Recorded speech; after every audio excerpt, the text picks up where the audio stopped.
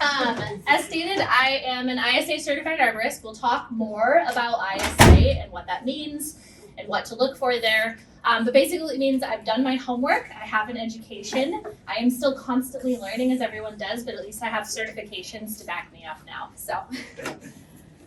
Okay, so the first big question, why do we prune? Anybody have any just basic kind of ideas? For new buds to come? Sure, yeah, definitely. Conserve energy for the plant. Okay, yeah. Plants put a lot of energy out in their leaves, and if we pick them back just a little bit, it gives them more options. Yeah. Get it out of my way. Keep them out of your way. Yes. And then you have one. Control growth. Yeah. All great reasons for pruning. Okay. There's always a little hiccup there. Fruit and flower production is like one of the big things. So if we think about when we're pruning, certain things need different times of pruning. If you have a shrub that flowers in the springtime, you want to make sure you prune that at a certain time of the year in order to get flowers. The same thing with summer pruners. And fruit production is another really big one. Trees will put on a lot of, they'll just do growth. Like they'll just keep going and going and going until they top out somewhere basically. So sometimes we have to push them back a little bit to get them to concentrate on other things. That leafy growth takes a lot of energy, takes a lot of form. So if we're interested in fruit production, we want to make sure we do some mitigation in there to kind of provide more energy for that plant to keep going. Another reason is plant health. Obviously, one of the big things is getting rid of dead, dying, damaged, diseased, and deformed wood. Those are things that are not healthy for trees in the long run. And in urban settings, we get a lot of dead, damaged, diseased, dying branches and leaves. So plant health is a really big one because they're not out in the forest. They don't do as much self-pruning as we'd like to see because we're giving them a lot of space to grow. So there's none of that competition that they normally see in a naturalized setting. So plant health, part of our competition. Another one is improved shape. So that's where we get into crossing, competing, and crowding. Some plants like the occasional shaping. Sometimes, they send up like water sprouts and suckers. If you have something that you're training into a topiary, you want to start that young so we can keep maintaining that shape and form. So some of that's a little bit cosmetic. Some of it's also helpful for the plant. And then the last one is control. We want to keep it out of our way. We don't want to damage it by running into it, poke somebody's eye out if they're just jogging down the street and you got an errant branch sticking out. We want to make sure we're keeping control of these plants because we're putting them in an environment where we're working around them all the time. So control is the next big one. So what do we need to prune? These are hand tools. So things like, I got my props somewhere. Hand pruners, or a pruning saw, and then we also have our bypass pruners. I'm particular to a couple of brands. I've just had good luck with them. Biggest thing is making sure they're clean, they're well maintained, and they're sharp. If we're pruning with something that's dull, you're going to cause a lot more damage to the plant than if it was a nice sharp object. One thing I will say is a note, especially on handsaws, these are super dangerous. I can't tell you how many times I've tried to cut my hand off using one of these. And that goes to chainsaws as well, as you know. They can be super dangerous and deadly. So one of the big things we want to do when we're using these tools is we want to make sure we have proper safety equipment. Different safety equipment, different options, depending on what we're doing. Closed-toed shoes, I have to say this because I'm notorious for doing things in sandals that I probably shouldn't be doing. So closed-toed shoes is a good option. Same thing with gloves too. The reason why I've not cut my hand off more times than not is because I wear gloves and that will actually stop things like this. Leather gloves are really good for keeping control of that. Eye protection, depending on what you're doing. I've tried to poke myself in the eye more times than I can count. And then if we're going into chainsaws and we're looking more at ear protection, heavy duty eye and head protection, and chaps. There's one thing I'm always going to say, if you're using a chainsaw, wear chaps. I have cut myself and chaps saved my life basically. So wear chaps, they do what they're supposed to do. All right, when do we prune? There are different times of year that we want to prune depending on what we're doing, what kind of plants we're interacting with. Your general timing for most woody plants is going to be sometime in late winter. So around this time of year, there's the caveat on that of every year it seems like we get spring a little earlier and a little bit earlier. Things start moving sap and moving energy faster in the air. That's where our maples, walnuts, and birch are kind of the exception to that because they tend to bleed. So if we prune them this time of year, when they're more actively moving sap, we're going to cause some more issues. Tends to be more cosmetic than actually detrimental to the tree, but those kind of things we tend to prune more in the summertime rather than in the wintertime. Fruit trees is definitely late winter. You don't want to prune them when they've got anything on them. One of the main reasons is transmission of diseases, especially in apples. If you prune them sometimes in the spring, you can start spreading things like fire blight, which is a bacterial infection that'll get into a lot of things in the rose family. So timing is everything on fruit trees. And if you feel like it's too late, just step back, hold off, we'll do it later. Oak trees are also the really, really big one. So we want to do them again late winter. Part of that reason is because of oak wilt. If you've not heard about oak wilt before, it's another pathogen, a fungus basically. It hits red oaks particularly hard. We found that white oaks are a little less susceptible to it, but we never want to prune them in summer because if we start pruning in the summertime, the tree starts bleeding, it starts moving that sap again, and the beetles that spread oak will find that open, fresh wound and be like, oh, this is tasty, I'm gonna go for it.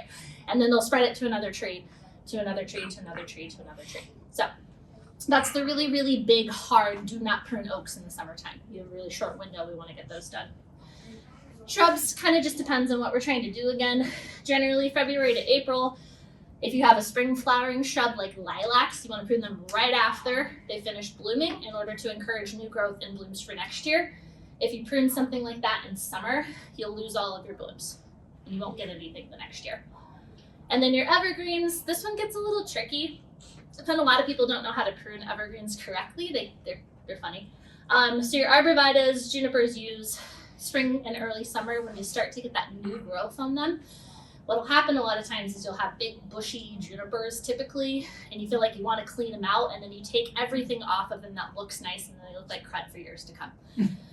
So you try to do it when you've got new growth on it, because then you can bring it back to where it wants to be. If you start pruning out old stuff, you just leave big dead pockets. And then your needled evergreens, your spruces, your pines. Late winter, you can also do them early spring if we're trying to control how much growth they're putting on. So spruces and pines will put on, that little tip that's super soft and lovely looking. You can actually pinch that back, and that'll take that branch from a foot down to like 6 inches or wherever you want to pinch it. So it's a good growth control, basically. I think I got everything in here. I'm going to leave plenty of time for questions because I know that there's definitely some subjective stuff on here. It's hard to cover everything. So how do we prune? So first caveat on this one, do we like pruning sealers? No, we don't. Why don't we like it? Anybody? It keeps stuff in the wound. Trees have a natural system, they call it coded compartmentalization of decay in trees, where they'll actually wall off the areas that you've cut and protect themselves from getting anything in there. It takes time, but if you've ever seen a tree sealing over a wound, that's what they're doing basically, is trees don't heal, they seal. And the minute you put a pruning sealer on, you're preventing them from being able to do that effectively. So it's kind of one of those things where we pretty much never recommend the use of pruning sealers unless it's an oak that's been pruned in the summertime. Then that's one of the only times you might get recommendations to use a pruning sealer because we're trying to keep that wound from attracting beetles. There's a couple different types of cutting that you can do for pruning. So you have things that are called a removal cut, so we're just taking it all the way back down to a main stem, or you can do something called a reduction cut, where we're seeing a tree put on a lot of growth this direction. We want to keep the stem, so we just take it off at a certain point and encourage growth in different directions. And we'll talk more about how to do that. The next slide. So one of the big things for trees is structure.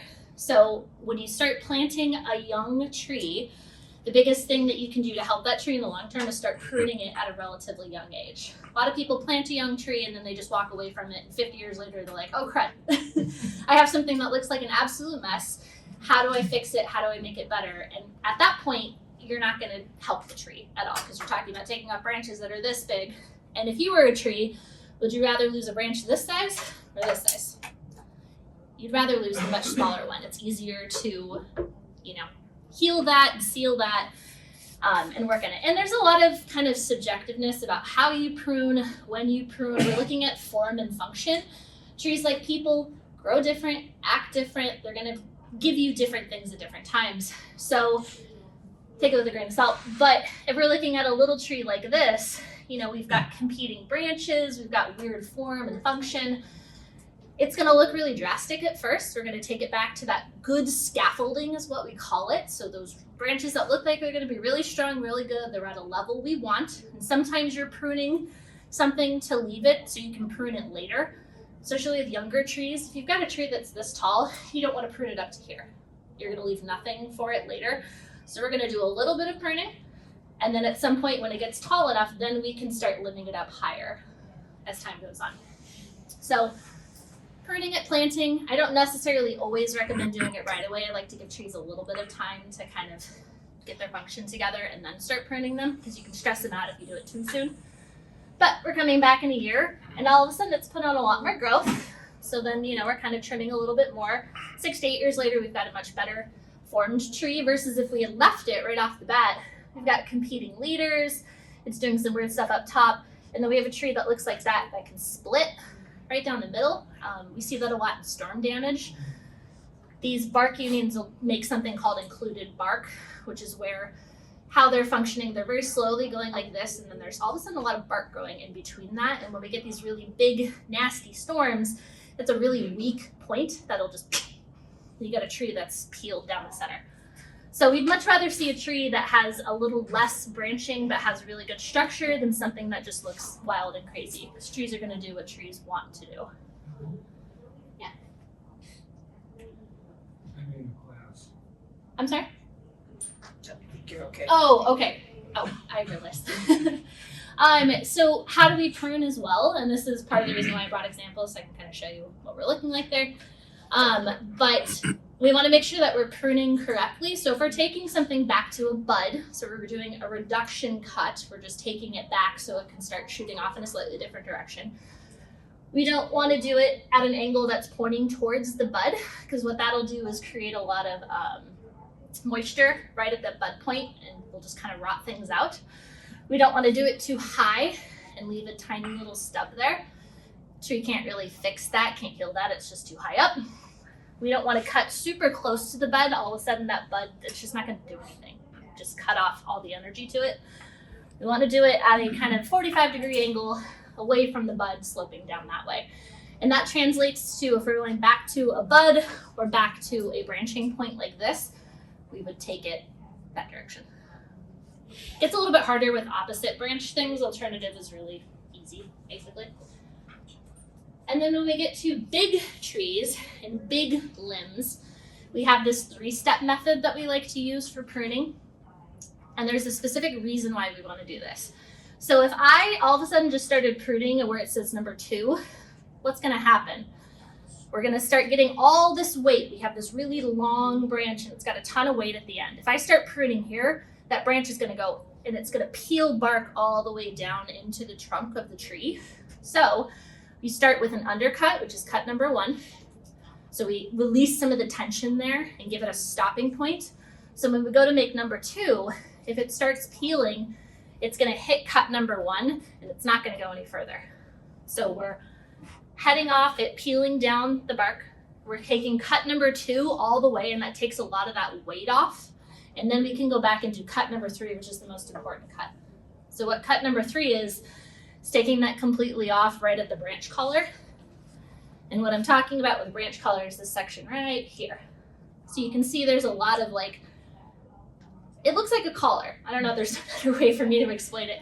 But basically we've got a bunch of ribbing and marking. So if I were to cut this, I'm not going to cut it out here. I'm not going to cut it right along this line here. I'm going to take it right there. I guess I can raise it up further. And you can come take a look as well. So where we want to cut is right in this point right here. And I can show you on these guys too what that looks like. But the big thing is if it's a tree that's large and it needs a lot of pruning, you've had broken limbs up top, you've got a codominant leader that really needs some extra help and it's too big for you, because trees can be too big for you, you're going to call a certified arborist. You're going to call somebody who knows what they're doing and who has the equipment to properly do what they're doing. Treesaregood.org is a great website for homeowners. There's a lot of good information, paperwork, and you can also look up an arborist. I checked it yesterday. I'm listed in there. I don't have equipment to do big trees, but I'll happily talk to anybody about trees for forever. But we have a couple of people certified within Dubuque specifically, but you can check Illinois, Wisconsin, wherever you live basically. If they're up to date and certified through the ISA, they will show up on that website. So certified arborists, we have, if you are a certified arborist that works for a tree trimming company, you should have insurance. You should still have that education. We have to do continuing education credits basically every single year, so we have to keep up to date. If we lose those, we have to completely recertify, which is a pain in the butt. We don't want to do that. We like to keep on top of things. But the biggest thing when you're hiring an arborist is we want them to have insurance, so they should always provide you with a copy of the insurance that they hold. If somebody loses an arm or a leg on your property pruning a tree, it shouldn't be up to you to pay that bill. It should be the person who's doing the trimming. I've seen a lot of cases where somebody will go door to door being like, hey, your tree really needs to be pruned. Don't talk to those folks. That's usually not a good thing. They're in it to make a buck, basically. They're usually not safe. It's not to say everybody, but 9 times out of 10, that's not the folk you want to hire. You want to call somebody specific. You want to get recommendations, references. Do they have insurance? Are they giving you a contract? What does that contract look like? Do your homework. It's like hiring anything out, big business like that. You want to make sure you're doing your due diligence so that it doesn't come back on you in the long run. And you end up spending a lot more money than you originally intended. Good tree trimming is going to be expensive. I think that's the hardest thing to kind of get through people. We don't want to spend a lot of money, but we want to make sure our trees are healthy. If we're doing it correctly, depending on the size of the tree, it's not going to be the cheapest option out there. Cheap is not always good in this kind of scenario. I'm not saying you should pay for the most expensive either, but it should seem like a reasonable rate. We're usually people who went to school, we have a lot of training. That's why we get paid a little bit more, typically. Okay, so I wanted to go through common mistakes because I feel like it shows you a better idea of what not to do. I should have taken pictures around Dubuque, and I'm a little sad I didn't. There are a lot of pruning mistakes in this city. It's a little bit scary and a little bit sad. So our first common mistake is pruning at the wrong time. So we go back to that oat wilt thing. So wound appears, it has fungus. There's this little beetle that pops in, starts carrying the fungus through the tree. Another tree had a branch fall off, somebody pruned it, whatever. That beetle goes to the new tree, and we start spreading and spreading and spreading and spreading. So wrong time can do a lot of damage. The picture on the right-hand side is fire blight. That's what it looks like on a tree. If you have a tree that you think has fire blight, you can always send it in to a plant pathology lab to verify that. You can also prune it out. When you're pruning something with a bacterial disease, potentially, we want to make sure that we're using clean, sharp pruners, and we're sanitizing between every single cut, which is a pain in the butt, but that's how we stop the spread of disease. And it's a 10% bleach solution. So, if you had 10 gallons of water, you'd add a gallon of bleach to it, basically. So 10% bleach solution, we're sanitizing and letting it dry between every single cut you're making, which is why we don't want fire blight, because it's a pain in the butt. If you're doing a lot of pruning too between various different plants, it's always helpful to just clean your pruners every so often. Give them a nice spritz down with something just to get whatever's on it so we're not spreading it to other plants. And if you're doing pruning for fire blight, you're taking it like a foot or two back off the infected material. Yeah? How do you get rid of the wood that you cut from worms? From fire blight? You can let it decompose in other areas. So it's a bacterial infection that's spread by a lot of moisture.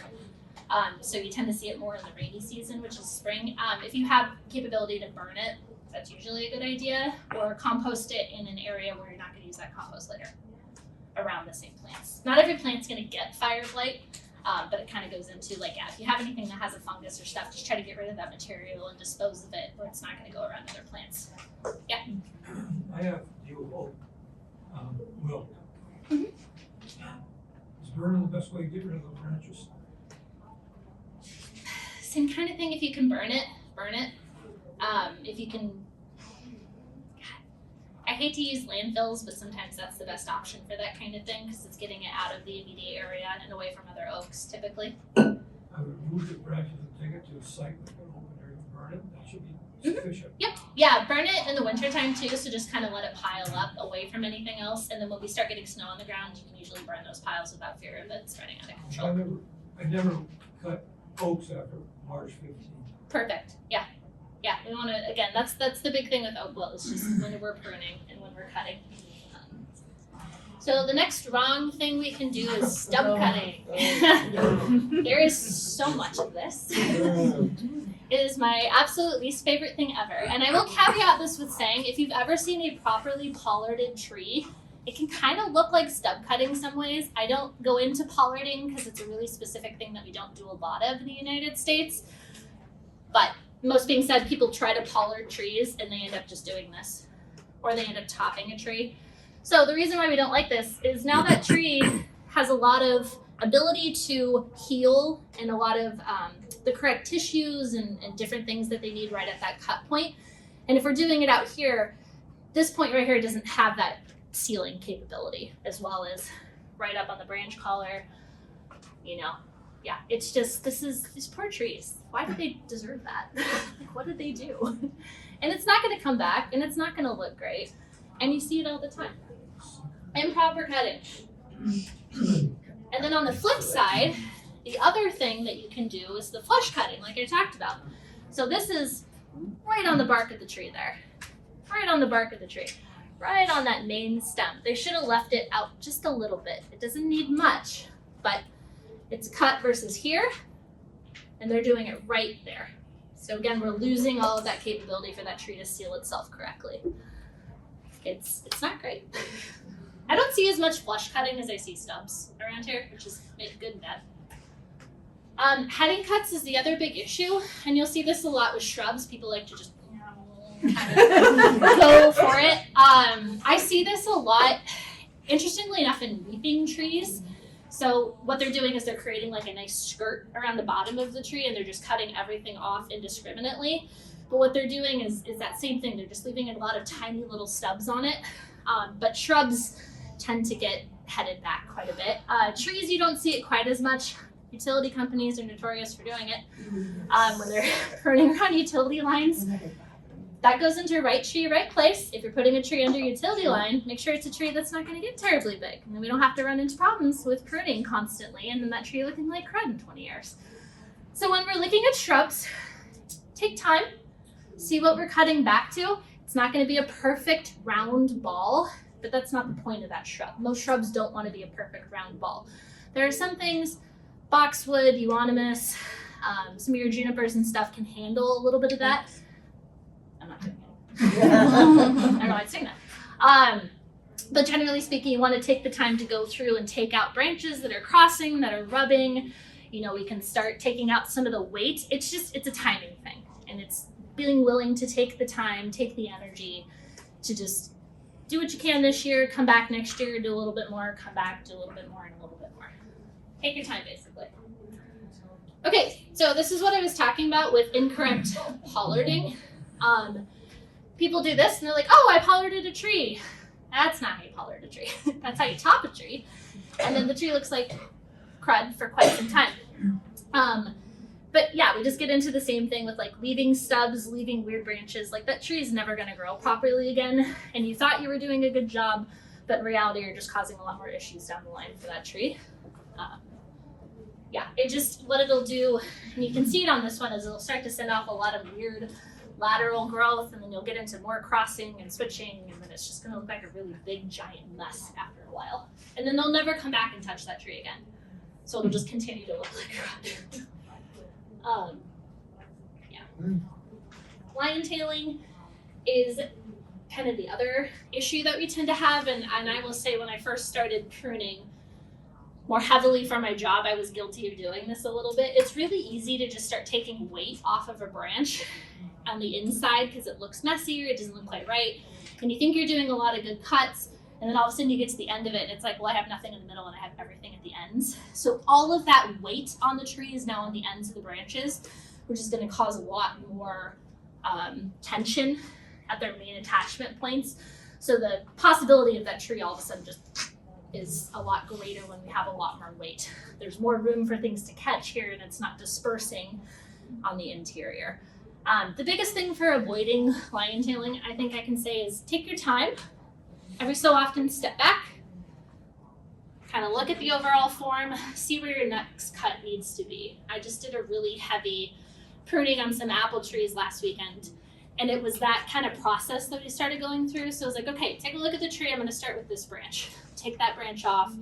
Okay, I'm going to take this one, and then I'm going to step back. I'm going to look at the form again, and then I'm going to go back in for my next cut, and just keep doing that. Because once you get in there, it's really easy to start getting like aggressive and overzealous, and then you just start taking things and you start taking things, and the next thing you know, you have a really weird looking tree or shrub. So lion tailing, it's always fun. Removing too much of the tree's crown is another really big mistake. Does anybody know how much we want to take off a tree at a single time or shrub? Not more than a third. No more than a third of the canopy at one time. So that still allows it 2/3 to kind of breathe, to do what it needs to do, to get good roots set, to produce new branches. And then next year we'll take another third potentially, and then another third, especially if you're doing like a revitalization of a shrub. We do a little bit, and then we step away, let it grow for a year, come back next year, do a little bit more, same thing, do a little bit more. So if you let something go for too long, the biggest thing is just start small, start slow. Let it take time. It's not going to look perfect right away. It may take you like 5 years for that to look the way you actually want it to look and how it should be looking. And this is where I'm putting in my PSA. Please don't do this. If there's my biggest pet peeve with people pruning spruces in particular, is they put it right next to a sidewalk. They're like, oh, this looks great. It looks so pretty. It looks good for like 5 years. And then it starts to get too big. And people are like, oh, I can't mow around it, or it's impeding the sidewalk, or, well, we'll just limb it up like we limb up other things like maples and oaks. And one, it looks weird, looks like a lollipop. Two, now you've like completely destroyed that spruce's ability to shed snow. So mechanics of spruces real quick. Spruces, nice Christmas tree. They have that lovely shape on it. Think about how spruce branches go kind of up like this. When we get snow on spruces, which they typically grow where it snows, that branch up top that has that nice shape like this is going to do this. It's going to settle on the branch below it. So it's going to help provide weight for that. And then it's going to settle on the next branch. So it's helping itself weight-wise as snow load gets on it. The minute we do this, it's lost all of those branches underneath to support that weight. So that's going to snap, and that's going to snap, and that's going to snap. You're causing more stress because you're getting rid of the ability for that plant to settle in on itself, basically. Does that make sense?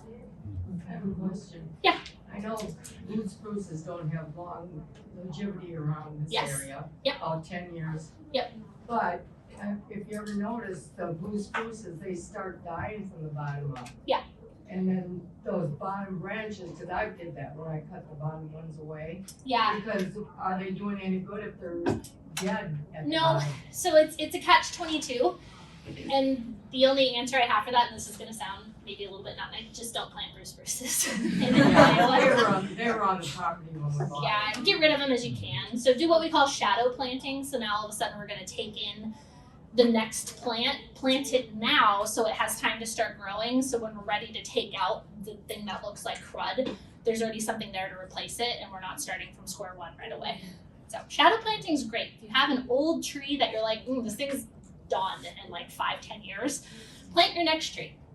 Let it hang out in the shade, let it start growing, let it start competing just a little bit. So when you get rid of that big silver maple or whatever it is, your next nice new oak is ready to go and ready to start taking over. You release the silver maple, and then your oak is like, woohoo! And then it just really starts going and it starts loving life. So So what happens with spruces around here, blue spruces in particular, they don't like it humid, they don't like it wet. And what is Iowa? Tends to be humid, tends to be wet. It's called a Colorado blue spruce. 9 times out of 10, they grow in the dry, semi-arid Rocky Mountains. They get needle cast fungus, really, really bad. And then they start dying from the bottom up, basically. So you can spray to control, but it's expensive, and you have to keep spraying. You'll never stop spraying for the life of that tree. So the best thing is find an appropriate substitution, basically. Black Hill spruce is great. They do fine out here. You could always switch over to a pine. Norway spruces do pretty good as well. So not the blue ones, they're pretty, but they're not for us, and that's okay. We have things that other people can't grow. We grow some of the best black walnut in Iowa, in Dubuque County, interestingly enough. So maybe plant a walnut and have squirrels everywhere. All right, so one of the other things is damaging a tree's bark. So this is what I was talking about when trees are healing. This is how they heal. They just start kind of covering that spot. But if we do stuff like this, somebody didn't make a proper 3 cut, then that's what happens is you get that peeling and it just damages even more. One of the biggest things that'll kill a tree, especially in a lawn, is a weed whip. You can easily kill a tree with a weed whip without even realizing you're doing it. So your tree, especially your young tree that has really, really fine, thin bark, all of that growing potential for that tree is in that minuscule amount of space. Like I'm talking, that's your growing area. So if you have a string trimmer that completely strips that, it may be shallow, it may be that deep, but if you do that all the way around the tree, you've killed it. It's pretty much done for. And you keep doing it and you keep doing it. It's just, you killed your tree. Why would you do that? You just planted it. Like we were gonna enjoy it forever. So putting protectors around the bottom of the tree, keeping an eye on them too, so that the tree doesn't start growing into them, is something you can do. You can also mulch very nicely around the tree. They prefer that anyway, because now they don't have to compete with grass. Don't volcano mulch. Please.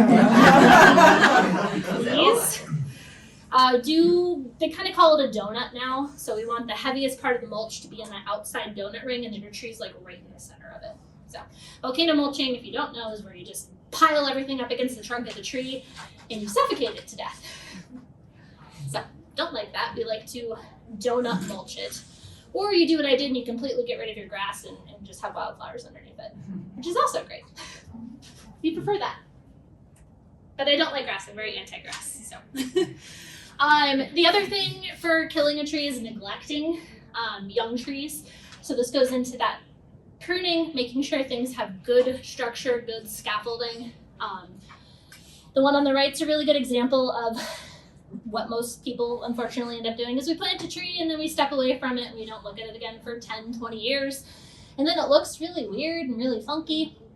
Versus if we come through every single year, spend 20 minutes to an hour looking at it, pruning it where it needs to be pruned, making sense on cuts, and we have a really nice looking tree that's ready to go for the next however long. The biggest issue I tend to see around here is double leaders, co-dominant stems.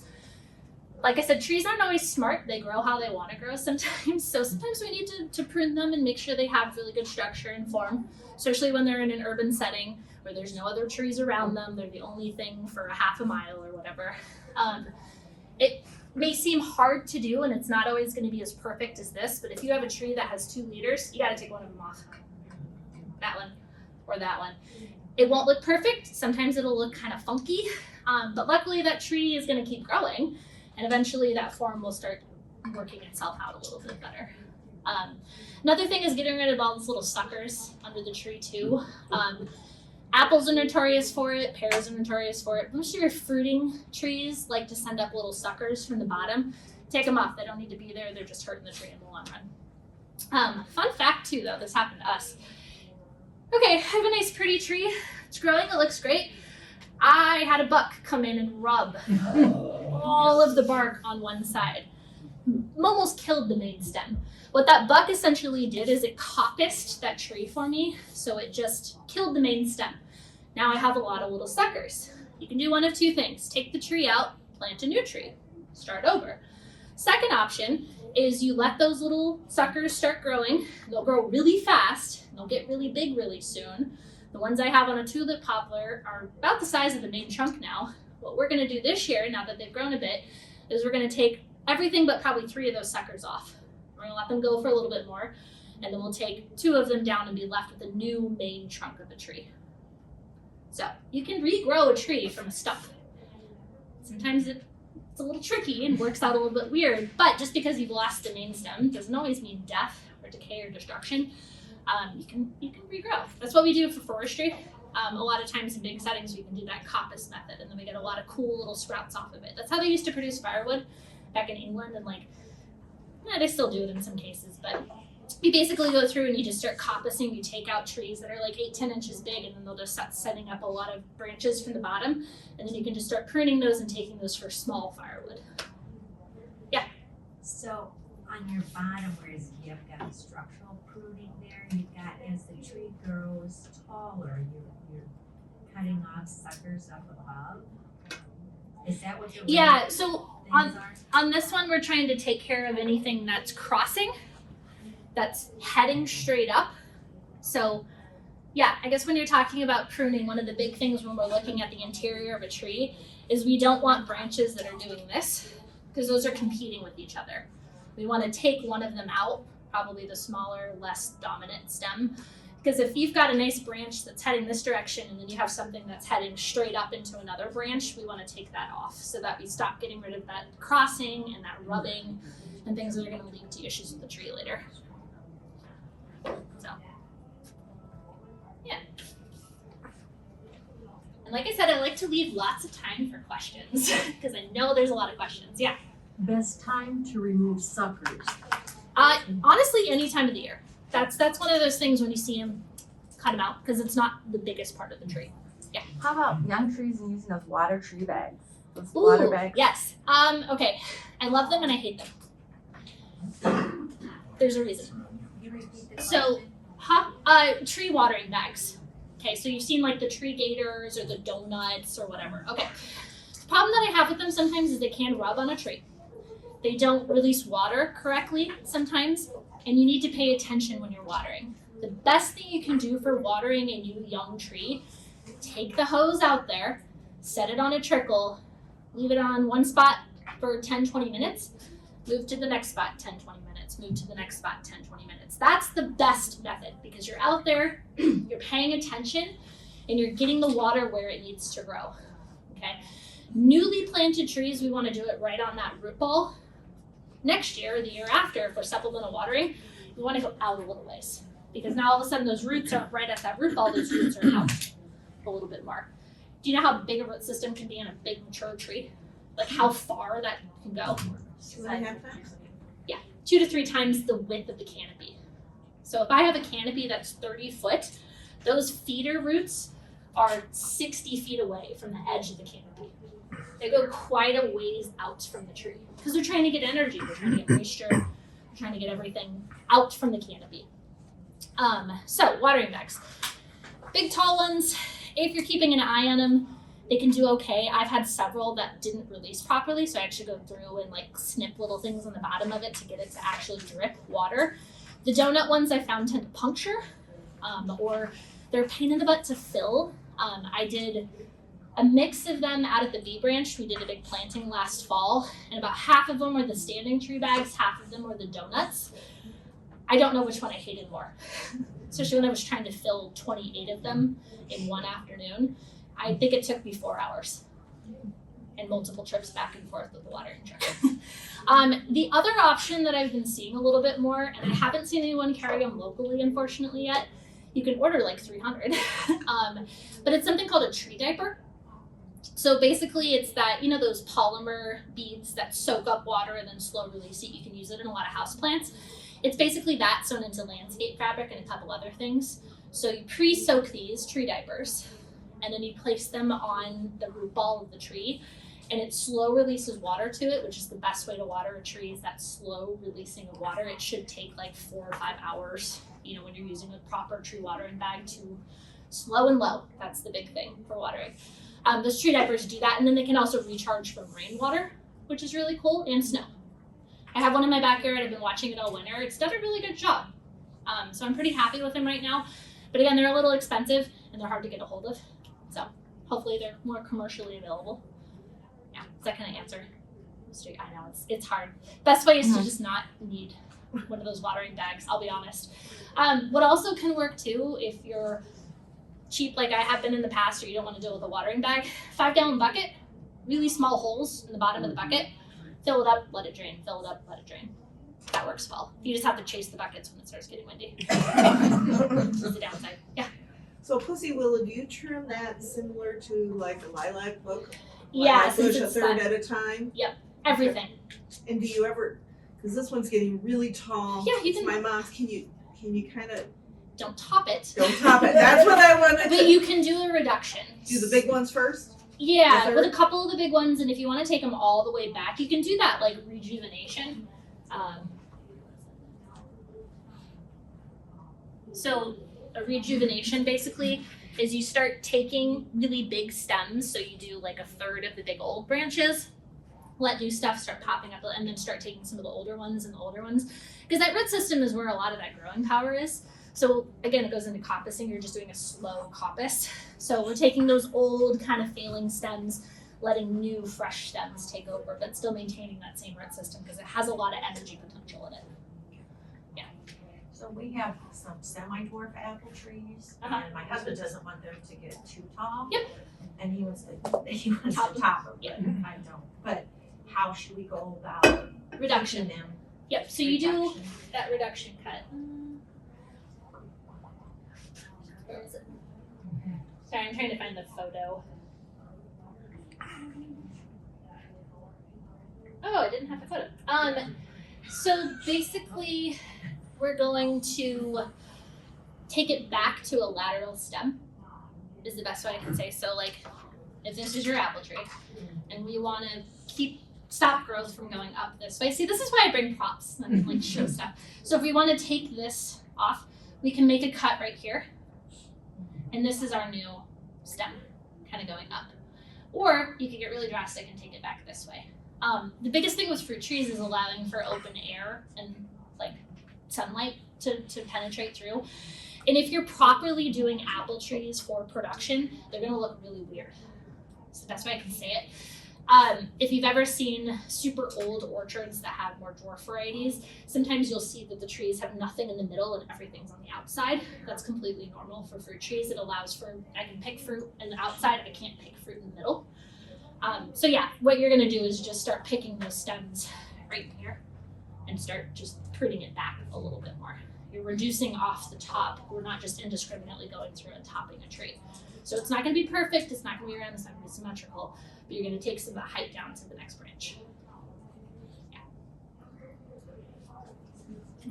Well, actually, I have two questions. One is there a particular brand of tool that you use?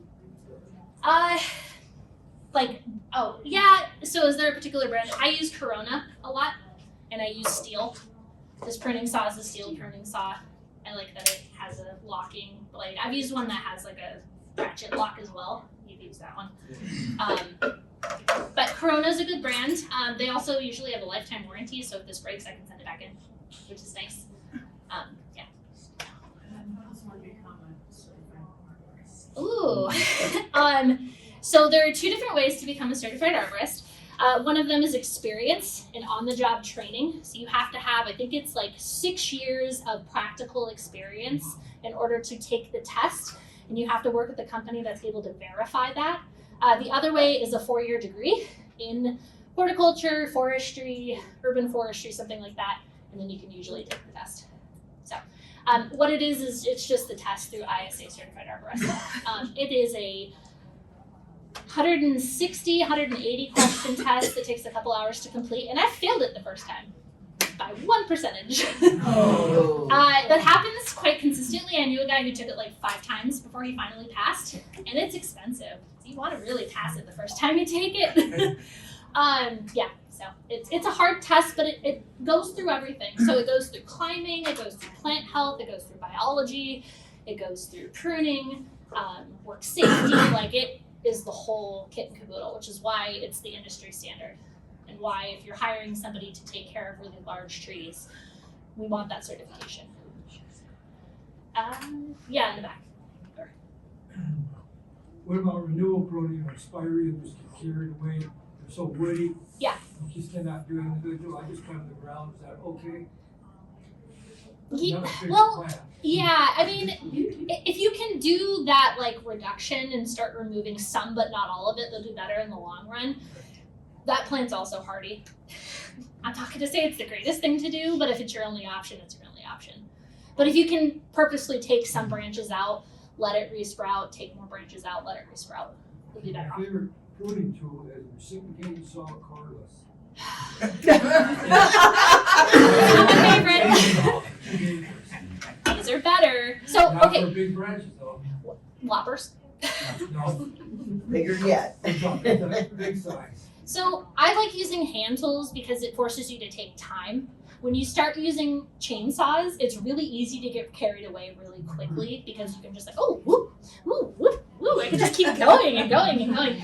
These force me to take time, which is why when I'm really paying attention to how I'm pruning, I like to use hand tools.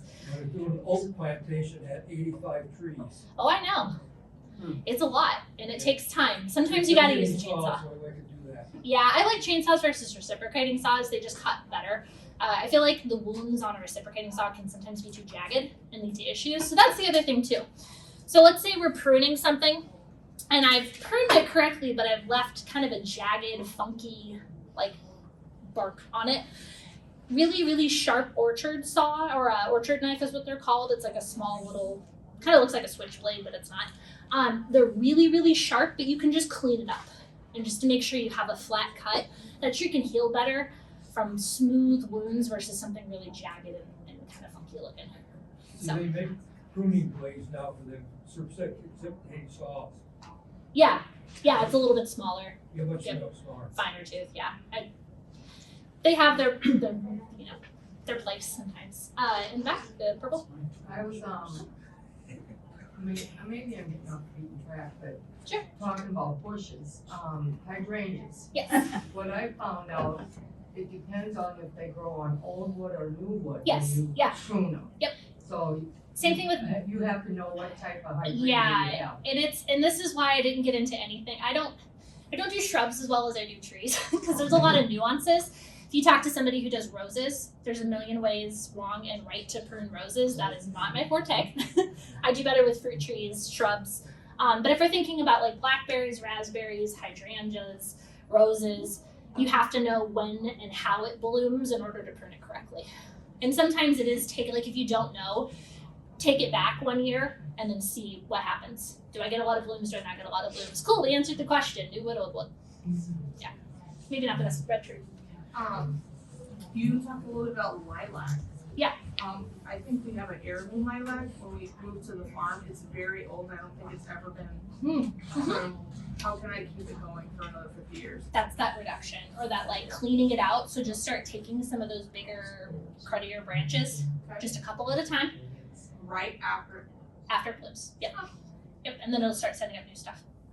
And then you'll just keep doing it.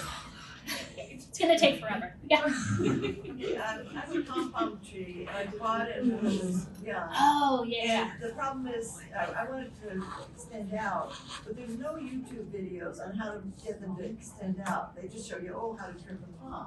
But I'm trying to get the palms to go out further out. It's because I'm pretty sure it all comes down to how they pruned it when you got it in the nursery.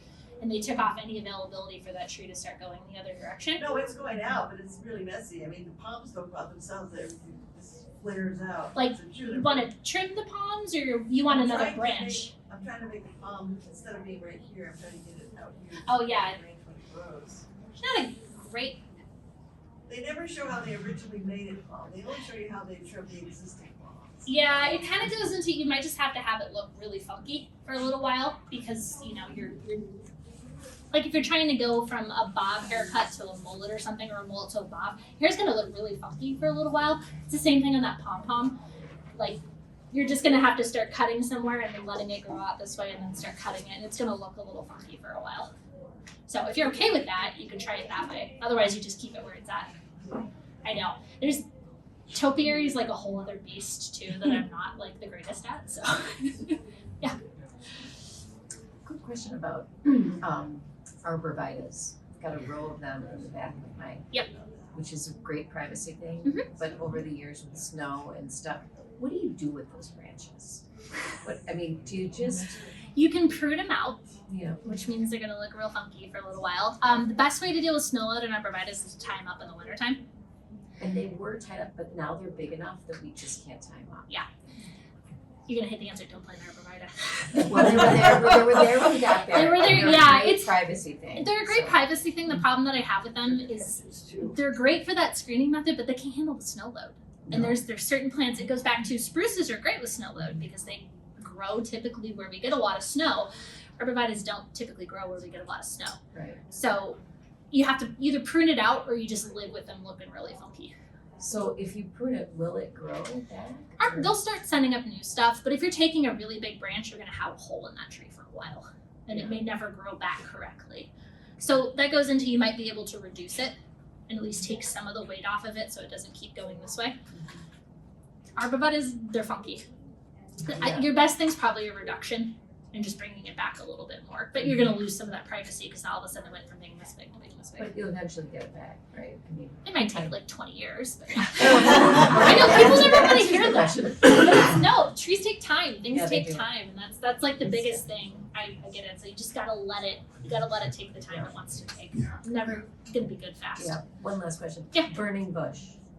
You know, they Please get rid of it. Please get rid of No. It's invasive. It is an invasive plant Yeah, it is. in our forests. Burning bush and barberry and honeysuckle are all invasive in our woods. They are spread by birds. If you have them, this is my PSA, please get rid of them. No one likes to hear that because they're really pretty plants and they do what they like to do, but they're invasive and they're causing havoc. My husband's a forester as well, and he deals with it all day long, every single day. Cutting out burning bush, cutting out barberry, cutting out honeysuckle. What was the last one? Honeysuckle. Honeysuckle. Not the vine, the shrub.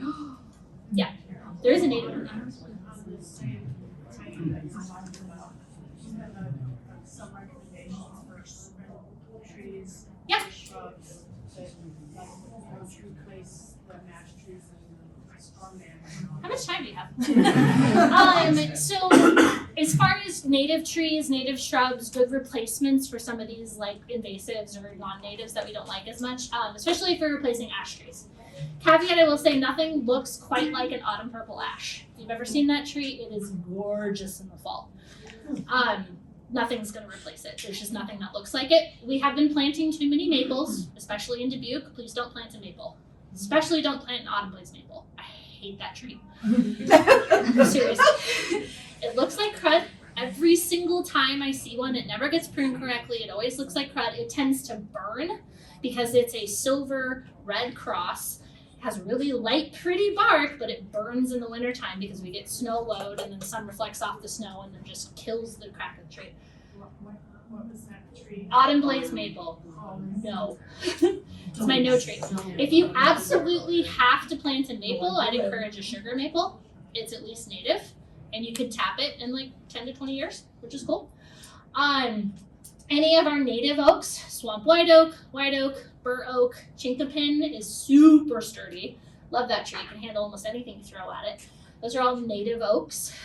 So swamp white, bur, northern red, chinkapin, all great, all native. We love them. You could look at basswood, Tilia americana, so it's a big leaf linden is what they're called. There is a little leaf linden, that's a European variety. We don't like that one as much. American lindens, oaks. Smaller trees, we have lots of different types of serviceberry that are native. Blue beech or hornbeam is a really cool understory tree. There's some really great selections coming out of Wisconsin. I got through the list of trees in my head. What else am I thinking of? Dogwoods, pagoda dogwoods are a great understory tree. They look really pretty, have a really nice flower to them. On the big side, walnuts, although the squirrels usually plant them and they just go from there. Shagbark hickory is a great wildlife tree. Harder to find in a nursery though. A lot of it is, it's purchasing power. So if you can start encouraging our local nurseries to buy natives by buying natives, we'll start replacing some of these things that don't do as well in an urban setting. Baldcypress is another good, it's technically not native to this area, but it's native to the US. Yeah. How do you feel about goats cleaning up invasives in Sure. a relatively established timber? Yeah, go for it. Yeah, rotate them through quicker so they don't destroy your trees. But yeah, goats are great cleanup. The problem sometimes with goats is you have to keep doing it and doing it and doing it and doing it. But they are a non-toxic way to get rid of invasives. Yeah, no, they're fantastic. I love using them. They're just expensive.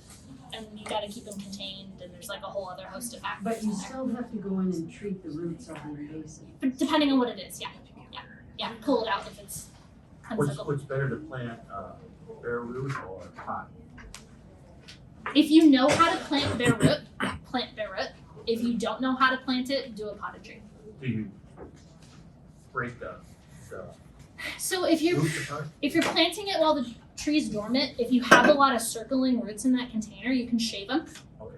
and do like take a pruning saw and do cut, and that'll encourage a lot of new flesh growth and at the bottom as well. Make sure you find that root flare though. That's the biggest problem with container trees is people think the level that the soil is at right now is the level it should be planted at. Not necessarily true.